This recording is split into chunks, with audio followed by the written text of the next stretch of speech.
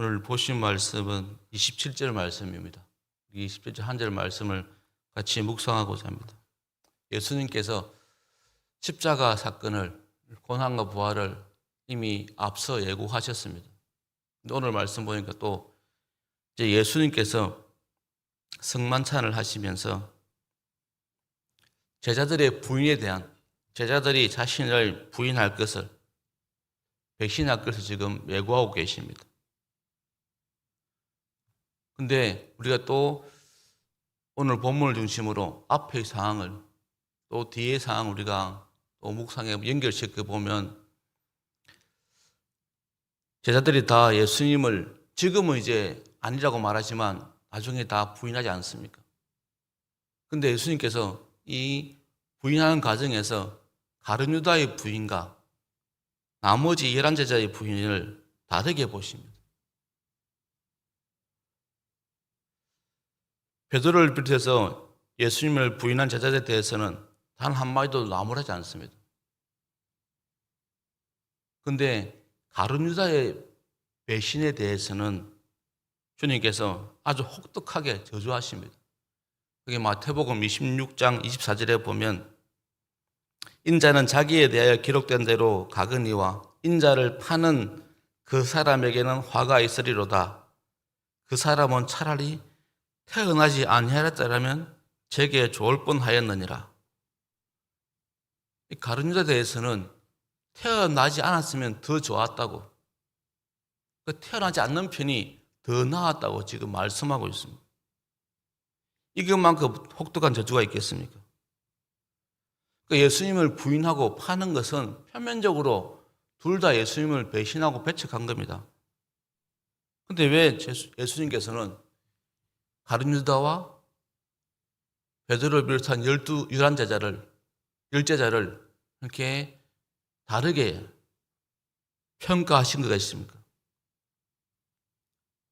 왜 주님께서 이렇게 차이를 두신 거겠습니까? 이유는 가룟 유다는 예수님 만나기 전에 이미 확고한 자기 비전이 있었습니다. 그 비전을 위해서 헌신한 사람이었습니다.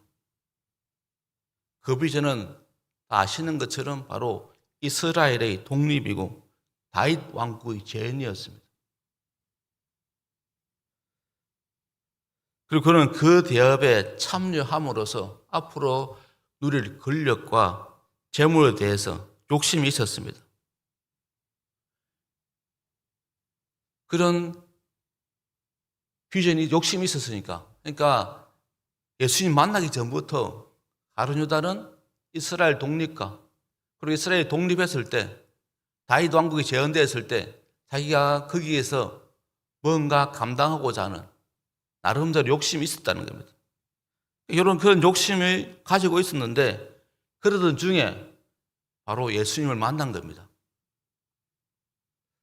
예수님을 통해서 자신의 대업, 자신의 꿈이 이루어질 수 있겠다는 그런 마음이 생겼던 겁니다. 하지만 나머지 제자들은 예수님 만나기 전에 특별한 그런 꿈이 없는 사람들입니다. 하루하루 먹고 사는 그런 사람들이었습니다. 그냥 매일 먹고 사는, 그게 자기들의 그냥 삶의 과제였습니다. 마태 같은 경우도 세리였기 때문에 경제적인 여유는 있었지만 또 민족으로부터 매국노라는 그런 말을 들으면서 그런 낙인이 찍혀서 경제적인 여유 있었지만 또 삶의 보람이 없는 그런 사람이었습니다. 특별하게 꿈이 없는 그저 그런 삶을 살고 있었던 사람들이었습니다. 물론 이들에게도 보편적인, 그 당시 우리가 지금 보편적인 까지 꿈이 뭡니까? 남북 통일이지 않습니까? 그처럼 그들에게도 보편적인 그런 이스라엘 독립에 대한 그런 바람은 있었지만 거기에 대해 주체적으로 헌신하며 사는 그런 삶은 아니었다는 겁니다. 나중에 이제 이들이 이런 보편적인 비전은 있었지만, 보편적인 소망은 있었지만 그냥 자기 생활에 충실한 그런 삶을 살게 되어지다가 이렇게 큰 비전 없이, 큰 꿈 없이 살던 사람이 이제 예수님 만나면서부터 자리에 대한 그런 욕심이 생기게 되시지만 처음부터 이들에게 그런 욕심이 없었던 사람들입니다. 예수님을 제자로 지내면서 예수님이 능력을 보고 그들에게도 다윗 왕국에 대한 재현, 이스라엘에 대한 독립, 그런 마음을 갖게 되었다는 것입니다. 그러니까 가룟 유다와 다른 제자 차이점은 바로 그렇습니다. 세상에 대한 소망이 생긴 것이 예수님 만나기 전이냐 후냐 그 차이일 뿐입니다. 제자들은 예수님의 능력을 보고서 자기들에게도 혹시 예수님이 이스라엘 독립시키고 로마로부터 독립시키고 다윗 왕국을 재현하면 자기들에게도 기회가 주어지겠다, 그런 마음을 품었던 것이라는 겁니다. 가룟 유다에게 예수님을 빼더라도, 예수님을 이야기하지 않더라도 거기에는 여전히 이스라엘 독립과 다윗 왕국의 재현이라는 그런 꿈이 있었습니다. 그런데 예수님의 제자들은 예수님 빼면 아무것도 남지 않는 그런 사람들이었다는 겁니다. 제자들이 갖게 된 나라의 독립과 다윗 왕국의 재현도 그들이 혹시나 나도 예수님이 이스라엘 왕이 되면 그 중에 한 자리 차지하지 않을까, 혹시나도 고관대장이 되지 않을까 하는 꿈은 예수님의 능력에 기인한 것이지 자신들이 그 전부터 가지고 있었던 것은 아니었다는 겁니다. 그러니까 이런 이제 예수님 만나면서 그들에게 이런 세상적 욕심이 생겼는데, 이 욕심 가지고 예수님을 따라다니다가 그 욕심 어디에서 깨어집니까? 바로 십자가에서 깨어집니다. 아무 꿈 없다가 하루하루 먹고 사는 게 큰 과제였던 사람들이 예수님 만나서 예수님 행하신 능력 보고 예수님이라면 이스라엘 왕이 될 가능성이 있겠다. 그러면 내가 예수님을 따라다니니까 예수님 왕이 되면 내가 나중에 한 자리 차지하지 않을까. 그렇게 해서 생긴 것이었지. 그렇게 생기다 보니까 결국 뭡니까? 예수님이 십자가에서 붙잡히고 돌아가시니까 결국 그들이 예수님을 떠나지 않습니다. 꿈과 비전을 갖기는 고사하고 이제 자기 목숨 부지하기 힘드니까 그래서 그들이 예수님을 떠나는 모습을 보이지 않습니까? 그런데 가룟 유다는 달랐습니다. 가룟 유다는 애초부터 주님을 따르는 목적이 바로 세상적인 그런 모습이었습니다. 한마디로 말하면 가룟 유다는 몸으로는 예수님 따랐지만 마음으로는 예수님을 따랐던 적이 한 번도 없었습니다. 가룟 유다는 이미 헌신한 자기가 가지고 있던 자기 인생의 비전, 그걸 위해서 예수님을 앞세웠을 뿐이지 예수님을 따랐던 것이 아니라는 겁니다. 좀 속되게 말하면 가룟 유다는 자신의 꿈을 위해서 예수님을 따랐던 그런 사람이었다는 겁니다. 겉으로는 제자의 모습이 있었지만 속으로는 한 번도 예수님을 따랐던 적이 없는 그런 사람이라는 겁니다. 오히려 자기 꿈을 위해서 예수님을 고용하는 그런 입장이었지 예수님을 따르겠다는 그런 모습은 아니었다는 겁니다. 우리 신앙생활에서도 마찬가지입니다.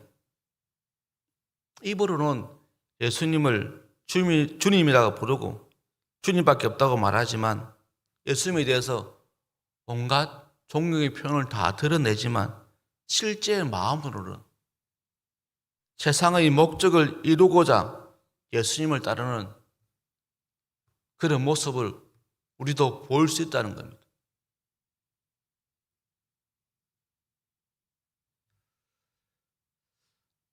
한편 제자들은 말 그대로 예수님을 따르기만 하는 자들이었습니다. 예수님을 만나기 전에는 세상에 대한 꿈과 비전이 없었습니다. 이들이 예수님 만나고부터 그런 마음이 생겼지, 그 전에 가룟유다처럼 확실하게 자기의 꿈을 가지고 예수님을 이용하고자 하는 그런 마음이 없었다는 겁니다. 그냥 부르심에 순종한 삶을 살았던 그 뿌리라는 겁니다. 근데 그럼 그들이 왜 주님을 떠나게 됐느냐? 그들이 주님을 따랐지만, 따르면서 세상적인 비전을 품는 게 사실이지만, 결정적인 건 그들이 그렇게 따르면서도 예수님이 도달하시고자 하는 목적지에 대해서 오해했던 겁니다. 오늘 본문 27절은 스가랴 13장 7절 말씀을 인용한 겁니다. 만군의 여호와가 말하노라. 하라, 깨어서 내 목자 내 짝된 자를 치라. 목자를 치면 양이 흩어지려니와 작은 자들을 위해는 내가 내 손을 들이우리라. 이 말씀의 근거에서 제자들과 예수님 관계를 양과 목자로 빗대어서 설명하고 그렇게 이해했습니다. 그러니까 목자를 따르는 양들도 나름대로의 목적지, 자기들 딴에는 예상하는 목적지가 있었습니다. 목자가 이쪽으로 인도하겠지. 그런데 정작 목자가 인도한 것은 자기가 예상한 것과 다른 곳이었기에 혼란에 빠지게 된 것입니다.